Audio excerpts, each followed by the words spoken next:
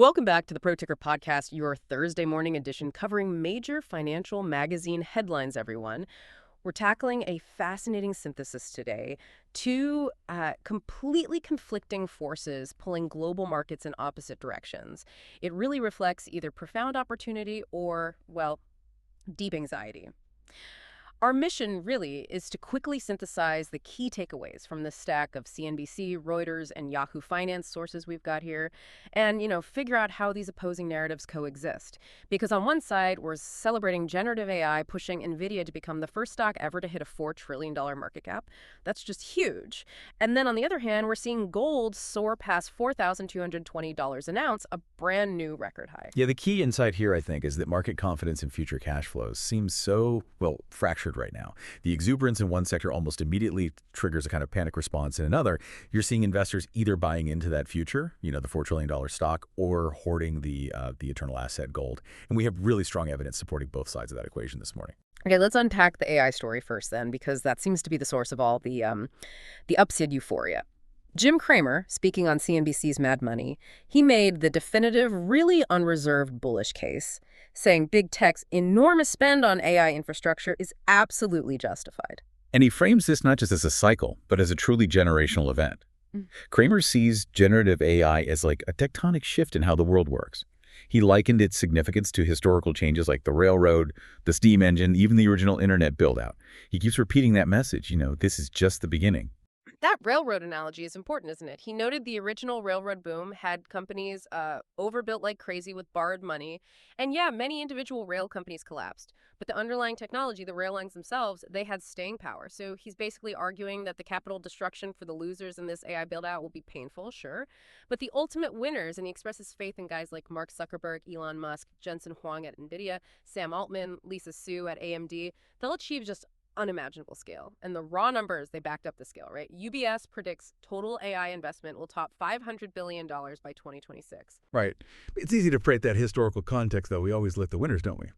But that railroad analogy really reminds us how painful that initial capital destruction was for the losers. And this is where the counter-narrative comes in. This was articulated by former Meta executive Nick Clegg in an interview with CNBC's Squawk Box Europe.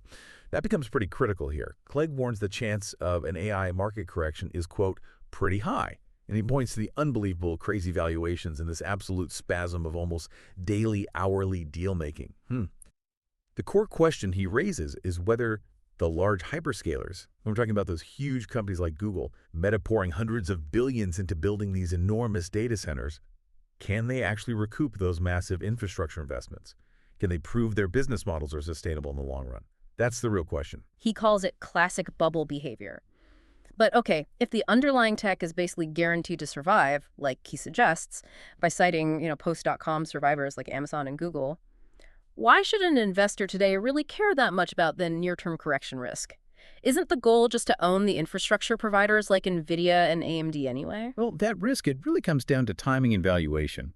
Clegg pointed out that while Silicon Valley kind of assumes if you invent something on Tuesday, everybody uses it on Thursday.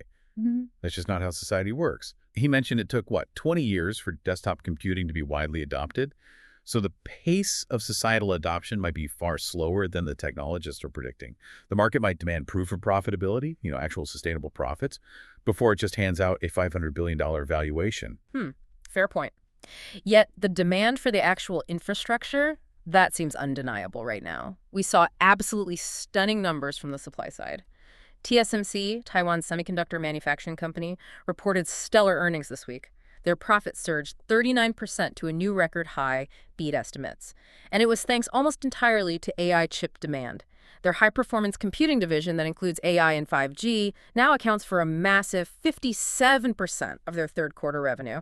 That's concrete proof of the build-out. It absolutely is. And even major investment managers are still confident. Look at Macquarie Asset Management, MAM. They just sold their Aligned Data Centers business for a colossal $40 billion. Now, that could look like cashing out at the top, right? Yeah, exactly. But the MA leadership stated they're still confident. They said, quote, "We are at the precipice of AI endeavor, certainly not at the end."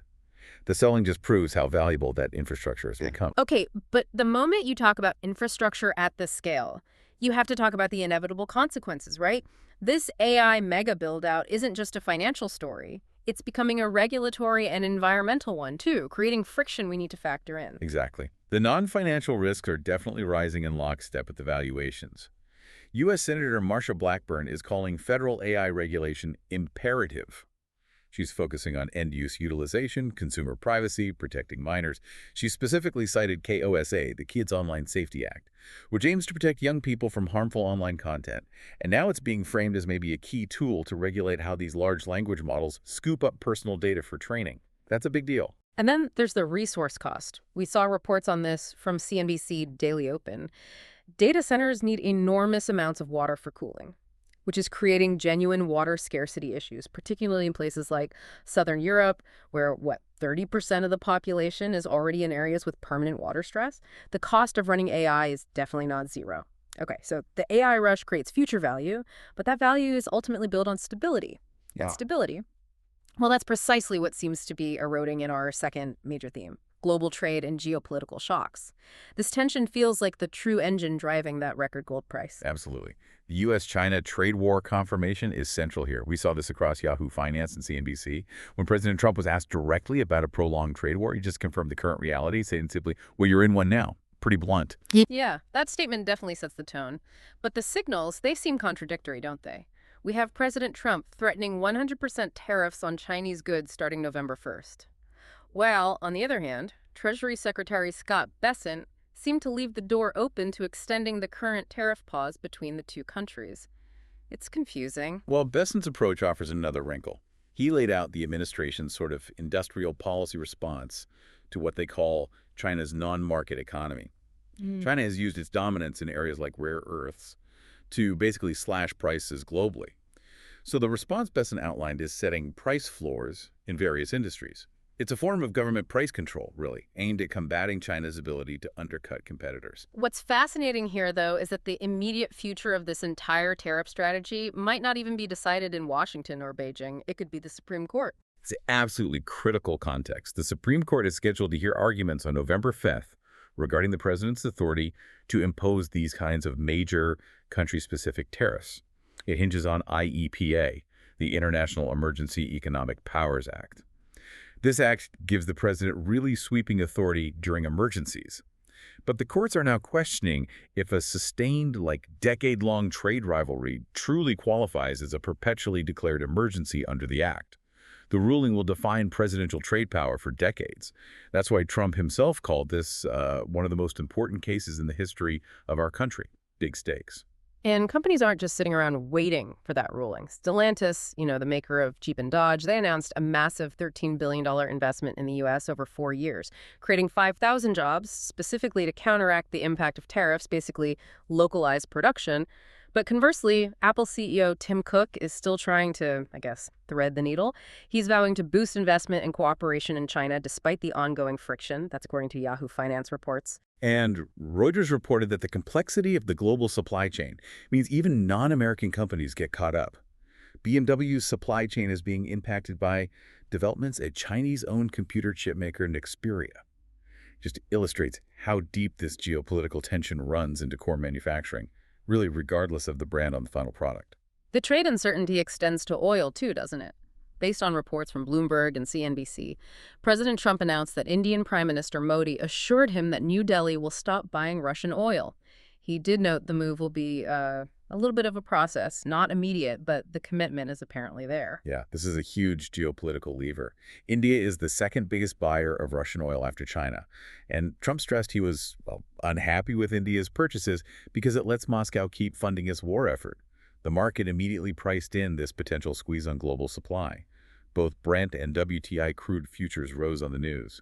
It just illustrates the market's acute sensitivity to any major shifts in supply routes right now. Okay, so all this friction, the AI valuation fears, the trade war, oil supply uncertainty, it brings us neatly to segment 3, how the market is actually reacting day to day, and this powerful flight to safety we're witnessing. What's really fascinating here is that despite all these geopolitical headwinds, the equity markets actually have pretty strong positive momentum, largely thanks to quarterly performance.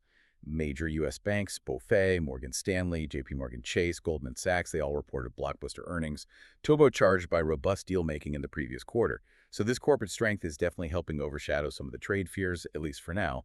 And Asia-Pacific markets also mostly rose. South Korea's Kospi had a record high after the IMF raised its 2025 growth forecast for the country, so pockets of strength. We saw some pretty telling movements in the after-hours scoreboard, too, confirming both maybe a logistics recovery and that ongoing AI push. J.B. Hunt Transport Services jumped over 12% on an earnings beat. That seems like a strong sign for general logistics health. And Salesforce was up over 4% on a strong outlook, specifically citing their AI strategy. But volatility definitely remains high.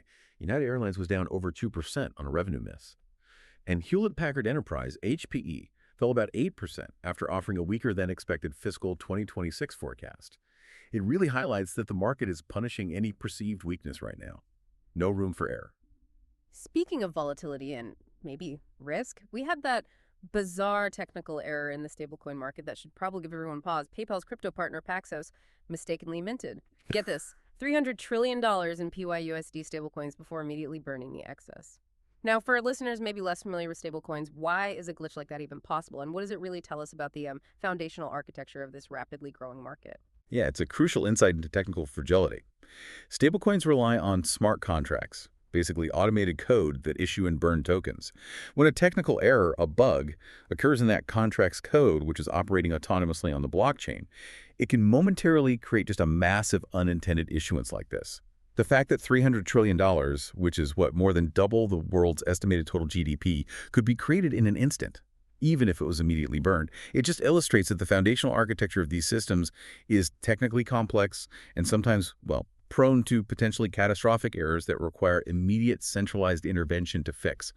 Not exactly decentralized confidence building. Right. That technical fragility, combined with all the global friction we discussed, leads us directly to the core safety asset story. Gold hitting a new record, trade north of $4,220 per troy ounce, and silver crossed $50 per troy ounce for the first time in decades. Wow. The flight to safety is completely undeniable at this point. Precious metals are clearly reviving their status as a defensive trade. It's driven by domestic political tensions, geopolitical tensions. This is the debasement trade really playing out. Can you just clarify that for the audience? Why are hard assets suddenly so attractive again? What is the debasement trade exactly? Certainly. So the debasement trade is essentially when investors start losing confidence in fiat currencies, like the US dollar. This often happens due to massive government spending, inflation risk, or just general geopolitical chaos like we're seeing now. So they move into assets they perceive as having intrinsic value like gold or silver as a hedge against potential currency devaluation or even, in extreme cases, collapse. The current situation with high military spending, extreme political friction, it's just turbocharging that trend. And the forecasts are getting truly extreme now, reflecting the potential scale of this instability. JP Morgan analysts suggested that if just 0.5%, 0.5% of foreign-held U.S. assets, those trillions held by foreign governments and institutions, if just that tiny fraction were to shift out of dollars and move into gold, the price could potentially hit $6,000 per ounce. That shows you the potential scale of money that could exit volatile assets and seek safety if things really deteriorate. That is the $6,000 question, isn't it? However, a bit of measured caution is probably warranted too. Bank of America strategist Paul Sienna noted that gold's current 8-week winning streak, that itself could signal some near-term weakness. Historically, when gold notches 7 straight winning weeks, the metal often sees a measurable pullback within about a month. So while the long-term geopolitical and debt-driven trend seems pretty intact, a correction, maybe taking the stairs down, as they say, might be due before the next leg up. Okay, so to summarize this deep dive, the market is being, simultaneously exhilarated and terrified. The AI mega build-out is creating undeniable value and momentum. We see that in TSMC's record profit, the confidence from asset managers like Macquarie. But those staggering valuations are definitely creating jitters about a correction, just as Nick Clegg warned. And simultaneously, the intensification of global trade friction, President Trump confirming a trade war, that critical Supreme Court case looming, the India-Russia oil shift, all that is driving money out of volatility and into record-high safe havens like gold and silver. Yeah, and this brings us back to that fundamental tension in society, really. Jim Cramer suggested the AI revolution is moving with the speed of the railroad, fundamentally changing the economy almost overnight. But then Senator Blackburn pointed out that the necessary human response, the societal shift, the regulation that moves much, much slower. She cited the long debate around things like the Kids Online Safety Act. So the provocative thought we maybe leave you with is this: what actually moves slower? the sheer pace of technological disruption, or the necessary human response required to regulate and secure it properly. A truly challenging paradox for the modern investor to grapple with. Thanks for joining us for this deep dive. We'll see you all tomorrow morning with new headlines from major financial magazines.